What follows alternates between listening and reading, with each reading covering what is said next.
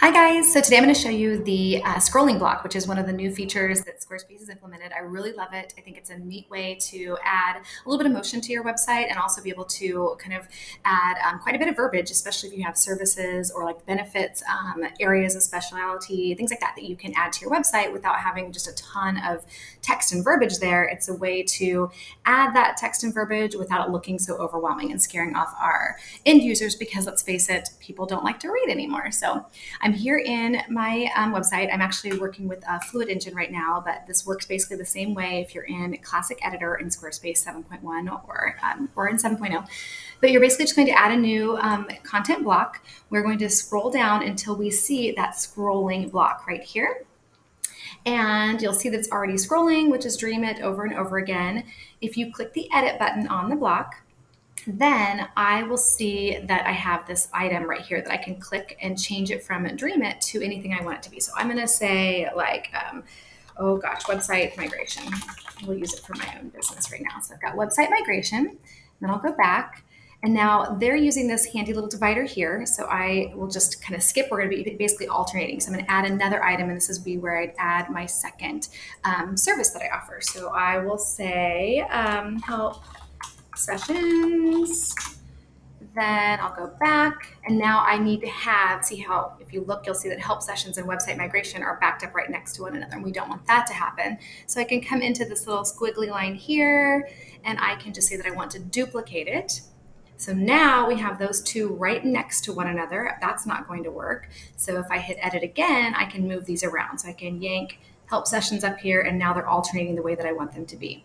I can add another item, and let's say this one's going to be designer training. So I'll hit done, click on Dream It, change it to designer training.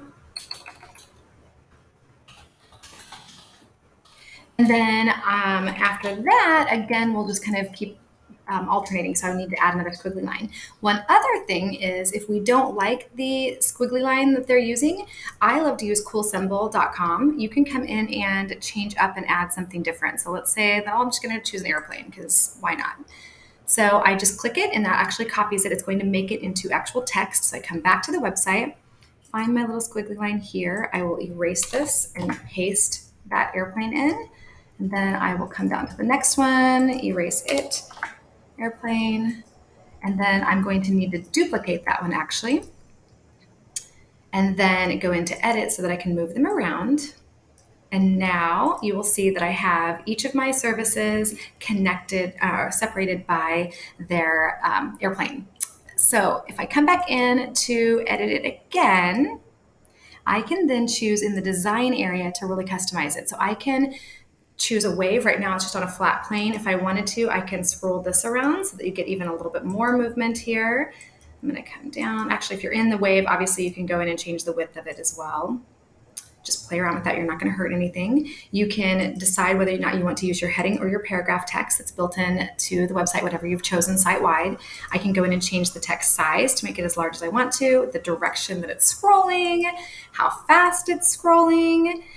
We can also obviously turn on the pause on hover. The faded edges I really like. When you click that, it just kind of puts this little gradient area over here on the left and right hand side, so it looks like it's fading in and out of the website.